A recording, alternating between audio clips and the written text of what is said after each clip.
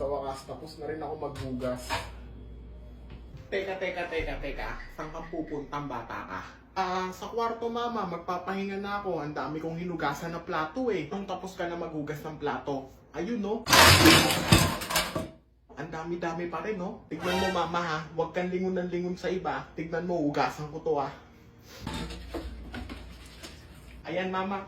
Mama, sinabi ko sa akin lang lilingon eh. Cute na. Ay.